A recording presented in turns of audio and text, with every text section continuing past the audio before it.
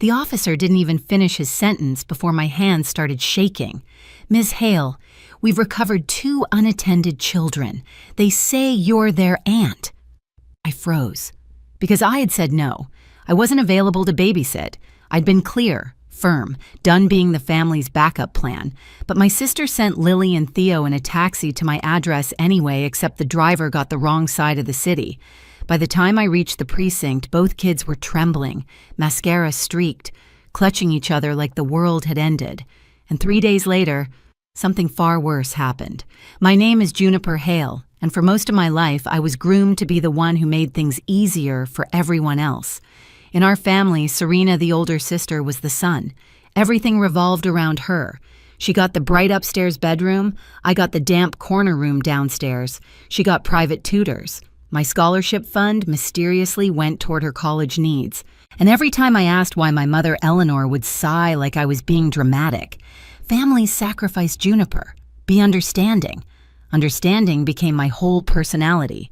It didn't matter that I built a life of my own in the city, working as a financial analyst, keeping a small apartment on a quiet street near the river, building routines that made sense to me. In my family's eyes, I was still the one who should bend. The only exception, the only part of my family that ever felt uncomplicated was Lily and Theo. They were Serena's kids, but somehow they became mine in all the ways that mattered. Lily with her quiet, too-old eyes. Theo with the way he clung to my hand like he trusted me more than gravity.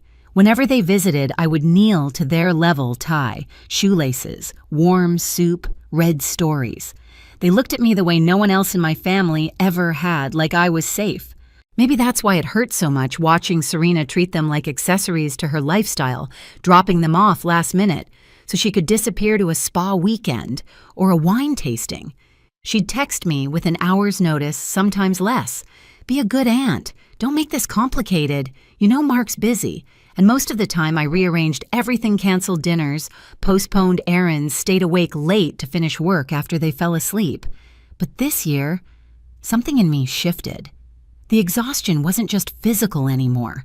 It was a kind of emotional erosion. I was tired of being needed only when it was convenient for someone else. So when Serena called on a Thursday afternoon, while I was in the middle of prepping for a conference I'd been planning for months, I said no. Calmly, rationally, like an adult. "Find another sitter, Serena. I'm not available this weekend." There was a full second of silence on her end before she hissed, "You're selfish." You know that? Then she hung up. For the first time in my life, I didn't chase after her. I didn't apologize. I didn't soften the boundary. And yet through that strange quiet afterward, something unsettled crawled inside me. I couldn't name it, but it sat at the base of my spine like a warning. In my family, no was never an answer Serena accepted. She heard it as a challenge, an insult. I just didn't know how far she'd go to prove she still had control. The weekend arrived colder than expected, the kind of crisp morning where the city feels half awake wrapped in a thin layer of fog. I brewed coffee, opened my laptop, and reviewed my slides for the conference. It should have been a normal Saturday, quiet, purposeful mine. At least that's what I thought. Across town, Serena was packing for her weekend getaway. I wouldn't know the details until much later, but I can picture it now, her tossing dresses into a suitcase, rushing through the house, while Lily hovered in the hallway, clutching her backpack. "Are we going to Aunt June's?" Lily asked. Serena barely looked at her.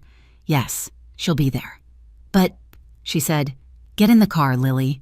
Theo, still half asleep, tugged his dinosaur plush against his chest as Serena ushered them into a taxi. She scribbled my street name on a folded piece of paper, just the name, nothing else. No building number, no cross street, no indication it was the west side of the city, not the east. To her, it probably didn't matter. I always caught the pieces she dropped. She assumed I always would. Back in my apartment, I didn't hear from her. Not a text, not a call. Nothing that hinted she'd done something irreversible. I slipped on a blazer, checked the time, and rehearsed a few talking points in my head. That's when my phone rang. Unknown number. I almost let it go to voicemail, but something nudged me. I answered. "Ms. Hale." "Yes, this is Officer Blake. We're calling from a precinct near the river. We have 2 children here, Lily and Theo. They say you're their aunt." My mug slipped. Coffee splashed everywhere. What do you mean you have them? They're supposed to be home. They were dropped off by a taxi at a building on Riverside. Wrong building. They were found alone, upset. A neighbor contacted us. I couldn't hear the rest over the pounding in my ears. I grabbed my keys, barely remembering to lock the door. The taxi ride felt endless. Every red light was a punishment. Every turn made my lungs tighter. All I could think was, they're alone. They're scared. She did this to them. She did this because of me. When I reached the station, the world tunneled. A small room, buzzing fluorescent lights, gray walls, and two tiny figures huddled on a bench. Lily's face was streaked with tears. Theo's hands shook as he clung to his dinosaur. When they saw me, both shot up and ran into my arms. Their bodies were trembling so violently it rattled my bones. Aunt June Lily cried, burying her face in my shoulder. We didn't know where to go. The building didn't have your door. Theo hiccuped. The driver left. I wrapped them both in my coat, heart, splitting in ways I didn't know it could. Officer Blake stepped forward with a clipboard. They were found on a sidewalk for at least 20 minutes before the neighbor intervened. This situation may qualify as child endangerment. We'll need your statement. My phone buzzed Serena calling. I didn't answer. When it buzzed again, Officer Blake nodded. You should take that. I put it on speaker. Serena's voice exploded through the room. Where are my kids? The taxi driver said he dropped them off hours ago. My throat burned. Serena, you wrote the wrong address. You sent them to the wrong side of the city. A beat of stunned silence. What? No, you were supposed to be there. This is your fault, Juniper officer. Blake held out his hand. I passed him the phone without hesitation. Mrs. Brennan, he said firmly, your children were abandoned on a public sidewalk. You need to return immediately. This incident is being documented. Her voice rose. Rage, denial, panic before the officer ended the call. I looked down at Lily and Theo clutching me like they were trying to anchor themselves back into safety. And in that moment, something inside me settled, a line drawn cleanly. If I stayed silent now, I would be part of the danger. Everything that came after CPS reports hearings, family implosions started with that realization. And it would only get worse from here. The next 48 hours felt like living inside a storm cloud, low pressure, no air, everything humming with a quiet, constant threat. Ms. Caldwell from CPS called first. Her voice was calm, practiced, the kind of tone that only comes from years of watching families unravel. We're opening an assessment regarding Lily and Theo, she said. We'll need to interview you, their father, and their mother. I agreed immediately. There was nothing to hide. Mark called next. I expected anger, maybe bitterness. He'd always believed Serena's stories about me. Instead, his voice was tight, horrified. She told me you confirmed you could watch them. She said everything was arranged. I told her no, Mark. Clearly, repeatedly. A long silence. Then we're coming back to the city. I want to see the police report. While Mark booked the earliest flight home, my family turned on me like it was choreographed. Eleanor called her voice sharp enough to cut glass. How could you do this to your sister, CPS police? Do you want to destroy her? She sent her children alone in a taxi to the wrong side of the city, I said quietly. This isn't about her. It's about them. Don't twist it. You've always been jealous of Serena. You finally found your chance. I hung up before the old instinct to defend myself could come back. Aunt Marion left a voicemail. Next family handles family matters inside the family. But this wasn't a family matter. This was child safety. And the line between those things had snapped the moment Lily and Theo were found crying on a sidewalk. By Sunday evening, the narrative against me was already spreading through relatives I hadn't heard from in years. Bitter, single, jealous, dramatic. I'd been called all of those before. But this time, they didn't land. I knew exactly who I was protecting. When Mark arrived at my apartment that night, he looked shaken. I saw the report, he said, and the statements. Juniper, thank you. They could have been hurt, or worse. He asked for my help gathering texts, timestamps, call histories. Every message from Serena demanding childcare with no notice. Every screenshot where I said no. Every time she tried to guilt me anyway. This isn't a one-time mistake, he said quietly. It's a pattern. Monday morning, Ms. Foster Mark's attorney called me in for a meeting. She was composed, razor-sharp, and frighteningly efficient. "We'll be requesting temporary custody," she said. "Your testimony is crucial. This case will move quickly." My stomach twisted not from fear, but from the realization of what that meant. Serena would come for me. Eleanor would tear me apart. The family would split straight down the middle. Ms. Foster seemed to read my hesitation. "You're not doing this to your sister," she said softly. "You're doing this for those children." That night, sitting alone in my apartment, I finally allowed myself to feel the quiet collapse of a lifetime role: dutiful daughter, agreeable sister, the one who patched holes and smoothed things over. That Juniper was gone, and in her place stood someone who would not look away again. The real fight was only beginning. 3 days after the police found Lily and Theo, my phone rang again, this time from Ms. Foster. Her voice carried the sharpness of a blade. "Juniper, the petition is filed. Mark is seeking emergency custody. Serena will be served today." The call that destroyed her. That's what I would later call it. Because the moment Serena realized this wasn't a family argument, this was the law, her entire world collapsed. Serena called me 30 seconds later, voice jagged and feral. "How dare you? How dare you do this to me, June?" "You did this to yourself," I said, forcing my tone level. "I left them with a driver." "People do that all the time. You left them on the wrong side of the city, alone, crying. You're dramatic. This is your fault if you'd watched them." "No," I cut in. "If you had acted like a mother, none of this would have happened." She screamed until the line went dead. Ms. Foster called back. "Don't engage with her anymore. Everything goes through legal channels now." And just like that, the real battle began. The courthouse felt colder than the outside air, echoing floors, high ceilings, polished wood that looked too clean for the kind of broken families walking through its doors. Mark sat beside his attorney, shoulders set. I sat behind them, hands clenched so tightly the bones ached. Serena walked in last. She looked perfect. Hair curled, makeup soft outfit coordinated to project gentle motherhood. She clutched a tissue dramatically in one hand. Her attorney put a protective palm on her shoulder. A performance, a well-rehearsed one. When the hearing began, Serena's attorney stepped forward first. "Your Honor, my client is a devoted mother who made a single mistake under extraordinary stress. This entire situation is being grossly exaggerated by a bitter, childless sister with a long history of jealousy." I felt heat crawl up my neck, but I didn't react.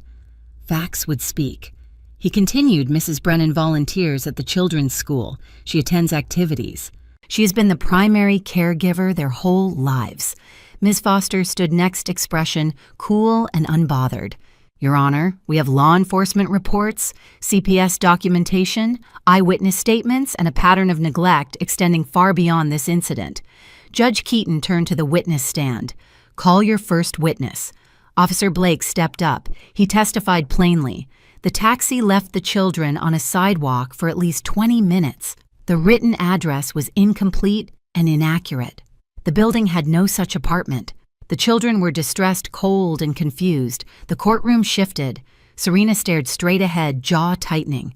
Next came Ms. Caldwell from CPS. Her report was devastating. Prior incidents of Serena failing to pick the children up on time. A previous call from a school about Theo wandering near a busy street. Notes about Lily expressing fear of being left again. Observations of Serena prioritizing personal activities over supervision. Serena's shoulders curled inward. Ms. Foster stood. "We now call Ms. Juniper Hale." My pulse pounded as I approached the stand. I took the oath, sat, and folded my hands carefully in my lap. "Ms. Hale." Ms. Foster began, "Did you agree to babysit on the day of the incident?" "Num." "Did you clearly communicate that to Mrs. Brennan?" "Yes." "Multiple times. Were you aware she still intended to send the children to you?" "No." I had absolutely no idea. Serena's attorney rose for cross. His smirk was a knife. "Miss Hale, isn't it true you've always resented your sister?" "No." "You're jealous of her life, her family, her success?" "No." He paced slowly. "You've watched these children dozens of times, correct?" "Yes." "And this time you chose work over family. I chose safety over enabling dangerous behavior." I said, There's a difference. Foster didn't smile, but the corners of her eyes softened with approval. When I stepped down, Serena stared at me with pure venom. Then it was her turn to testify. She cried almost instantly. I thought they were going to my sister's home. I didn't mean for anything bad to happen. I wrote the address fast. I had no idea the driver would get confused. Miss Foster's cross was merciless, but calm. Mrs. Brennan, is it true you didn't confirm your sister would be home, I assumed? Is it true you left the children without verifying? The building had the apartment you wrote. I was in a hurry. And is it true this is not the first time you failed to supervise the children properly? That's exaggerated. It's documented. The room went silent. Judge Keaton leaned forward, expression carved from stone. This is not a single lapse. This is a pattern of disregard for child safety. Serena's face crumpled. Mark reached back slightly, brushing his hand against mine for a second, a silent thank you, a shared grief for what this had come to. The judge continued, voice absolute. Primary physical custody will be awarded to Mr. Brennan. Mrs. Brennan's visitation will be supervised until she completes parenting courses, individual therapy, and demonstrates sustained behavioral change. Serena let out a sound between a gasp and a sob. When court adjourned, she stormed down the hallway toward me. You ruined my life, she hissed. I looked at her calmly. You nearly ruined theirs. Her face twisted, but she had no words left. For the first time, Serena realized she couldn't spin this into a story where she was the victim. And I realized the same thing. I wasn't the family's shadow anymore. I wasn't the backup plan. I wasn't the one who swallowed every injustice. I was the one who finally protected Lily and Theo in a way no one ever protected me. And nothing would ever be the same. Life didn't calm down overnight, but the air around all of us finally felt breathable. Mark set up a structured routine at his apartment, homework charts on the fridge, regular dinners, early bedtimes. Lily's nightmares stopped after a few weeks. Theo started sleeping without the hallway light on. Helen and George welcomed me into their home like I'd always been family, thanking me in ways that made my throat ache. Even my boss, Ms. Ramirez, pulled me aside one morning. Take whatever time you need, she said. You protected those kids. That matters. Serena attended her supervised visits, usually distracted, usually defensive. Therapy notes said she was present physically, detached, emotionally. I stopped waiting for her to change.